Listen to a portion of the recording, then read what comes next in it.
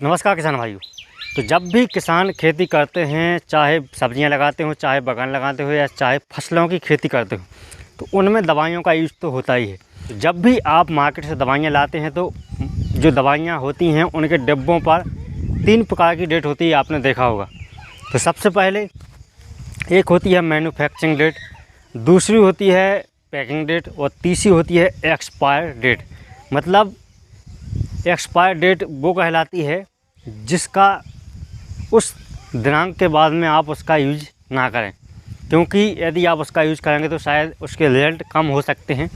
इसलिए कंपनियां एक डेट डालती हैं, इसके बाद में किसान इसका यूज ना करें। तो बहुत से किसान हैं हमसे पूछते हैं और बहुत से किसानों ने कमेंट भी किए हैं कि इस दवाई की एक्सपायर डेट निकल गई है, क्या हम इसका यूज कर सकते हैं कि नहीं कर सकते। तो इन सभी सवालों के जवाब आपको इस वीडियो में मिलने वाले हैं। तो नमस्कार किसान भाई, स्वागत है आपका फार्मिंग दुनिया चैनल पर। तो सबसे पहले दवाइयाँ कई प्रकार की होती हैं, कई प्रकार की केमिकल होते हैं मार्केट में और कई प्रकार के फॉर्मुलेशन में दवाइयाँ आती हैं। जो भी कंपनियाँ डिब्बों पर डेट डालती हैं उसके बाद में हमें किसी भी दवा का यूज़ नहीं करना चाहिए। सबसे पहली बात तो यही है। यदि आपके पास में दवाइयों का स्टॉक है और आपके पास में इस प्रकार की दवाइयाँ हैं जिनकी एक्सपायर डेट निकल चुकी है, वो यदि आप उसका यूज़ करना चाहते हैं तो कर सकते हैं। लेकिन सबसे पहले हमने दवाइयों के लिए 2 ग्रुप में बांटा है। एक होता है पाउडर फॉर्मुलेशन और दूसरा बांटा है हमने लिक्विड फॉर्मुलेशन।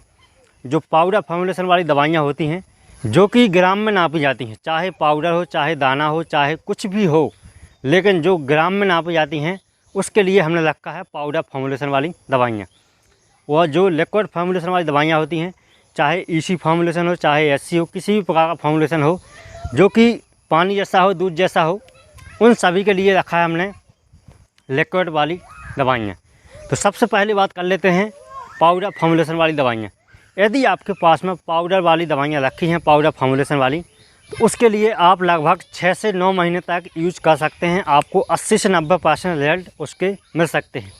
तो जो भी दवाइयाँ आपके पास में इस प्रकार की हैं जो कि ग्राम में नापी जाती हैं, ग्राम में नाप करके आप उसको डालते हैं, उसके लिए आप 6 से 9 महीने तक यूज कर सकते हैं अपने खेतों में, अपनी फसलों पर।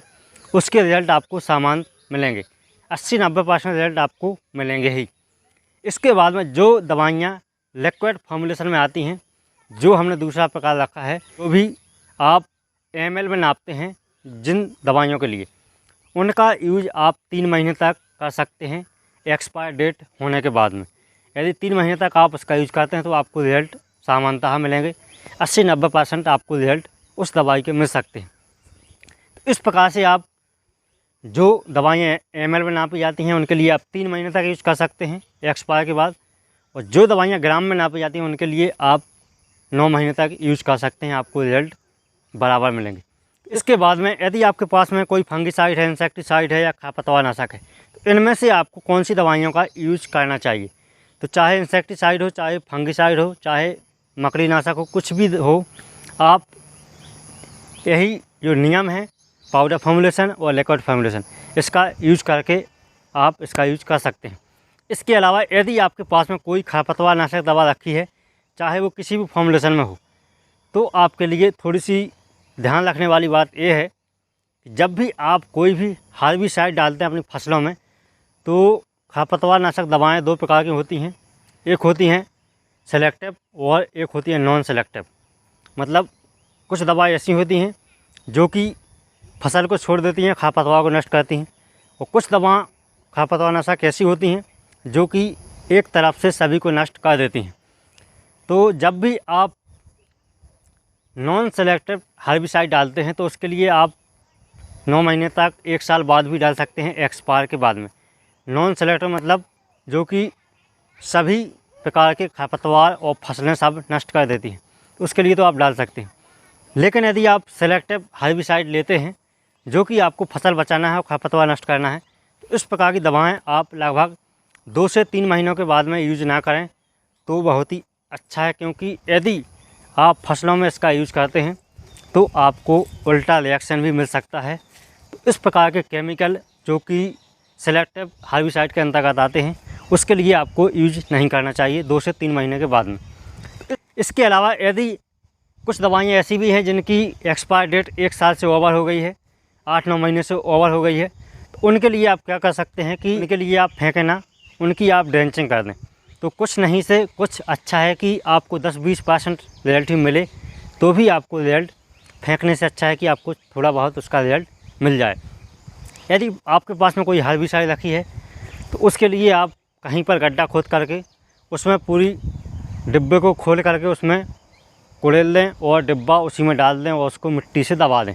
इस प्रकार से आप दवाइयों का निपटारा कर सकते हैं। इस प्रकार से आप अपने स्टॉक में बची हुई दवाइयों का यूज़ कर सकते हैं। लेकिन जब भी आप कोई भी केमिकल लेने जाते हैं तो आप दुकानों से ऐसा केमिकल ना लाएं जिसकी एक्सपायर डेट हो चुकी है। यदि आपके पास में पड़ी है, आपका पैसा खर्च हो चुका है, तो आप इस वीडियो को देखें और जो भी इसमें जानकारी दी गई है उसका अपनी खेती में अप्लाई करें। इस प्रकार से आप दवाइयों का यूज़ कर सकते हैं और अच्छे से अच्छे रिजल्ट पा सकते हैं। वीडियो कैसा लगा? वीडियो अच्छा लगा तो वीडियो को लाइक करें और चैनल को सब्सक्राइब करें इसी प्रकार के वीडियो पाने के लिए। मिलते हैं अगले वीडियो, तब तक के लिए जय किसान जय जवान।